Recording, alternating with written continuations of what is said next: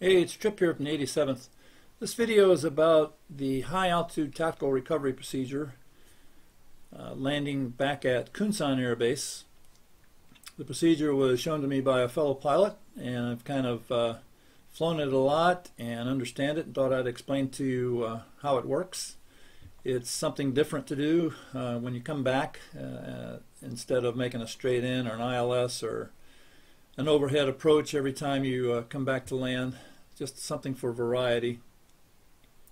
So it starts at between 11 and 12,000 feet. You're doing 400 knots. You're coming back down from the north after a mission, and it works for either runway 18 or 36. What I'm looking for, and it is a completely visual maneuver, I'm looking for this lake or swamp area here to the east of Kunsan, and just to the east of that is this north-south kind of jiggly road here, and that's going to be my downwind position, maybe just over the top of that or slightly to the east of it, heading south. So I'm going to go over and put myself in that position here. Now normally you'd have wingman with you. This case I don't. You can do this procedure obviously as a single ship or a two ship, for instance. If I had a wingman, I would have him off to my left side in a 1 mile spread. And it's an efficient way to get multiple aircraft on the ground, as is any other tactical recovery procedure. So I think that's about right here. I'm going to turn to heading a 176. And between 12 and 11,000 feet, looking down here, yeah, that's about right. Maybe a little bit wide, but we're good here. So I'm going to freeze the sim here for just a second and talk about some other things. Alrighty, what I'm looking for besides this entry point is I'm looking, my action points are going to be at the end of the runway at the touchdown zone for runway 36. And the other visual reference I'm looking at is this high-speed taxiway here at the end of runway 18. It's a 45-degree left high-speed taxiway. When I get far enough south on my approach that I can look over my right shoulder and I can look right down the length of that taxiway, then that's where I'm going to turn my base leg. And it's a natural point because that's where you turn base when you're doing, you're doing a turn from downwind to base for landing at 1,500 feet. So that's what I'm looking for. It's pretty convenient that Kunsan would have that, but other air bases you go to obviously are not going to have that. So you just have to look over your shoulder when you're 45 degrees off the runway heading, and that's where you turn your base leg. A couple of radio calls associated with this. If I have a wingman, he's going to be out to my left, 1 mile spread, beam me, right on my 3-9 line off to the left side. And so I'm going to command idle power descent when we get to the end of the runway. Another cool thing to do is he knows the procedure and he knows what the action's going to be at that point. So I don't even have to say idle power descent. I can just zip my mic a couple times like this. I don't know if you could hear that, but just give it 3 mic clicks. That way I don't have to say anything on the radio. And he knows to start his descent. We're going to go 15 degrees nose down, between 10 and 15 degrees nose down, idle power, and just take whatever airspeed that we get in that attitude. No speed brakes, no gear. When we get far enough south, where I'm looking over my right shoulder and I'm looking down this high-speed taxiway, if I have a wingman, I'm going to give a command 2, in place, right 270. So I'm telling them we're both going to make an in-place turn to the right and roll out on a heading of 270, which is out there to the west. And so now when we roll out of that turn on base leg out here, then he's going to be a mile in trail of me, which is where he's supposed to be.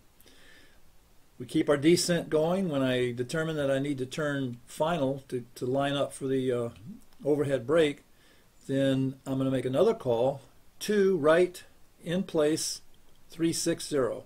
So he's going to turn, we're both going to turn 90 degrees to the right, roll out on a heading of about 360, and that'll put him on my right wing at 1 mile.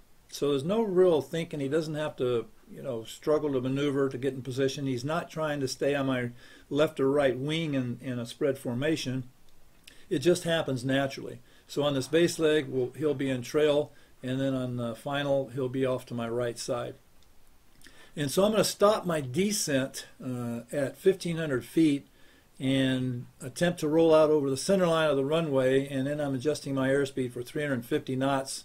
And it'll be a couple mile final, and I'll make a radio call, 2-3 mile initial, and we're just going to come down and we're going to do our normal brake maneuver. If we're landing on runway 36, I just make a left-hand turn and I roll out on downwind and then turn base and final for 36. Or if we're landing on 18, I get halfway through my pitch turn and then just reverse direction and turn back north to 360. So I'll roll out on a right downwind, a right turn to base, and a right turn to final. So the approach or the procedure works for either runway landing direction. All right, let me take it off pause here and let's start flying. 11 to 12, 400 knots, so we got a little bit of ways to go here.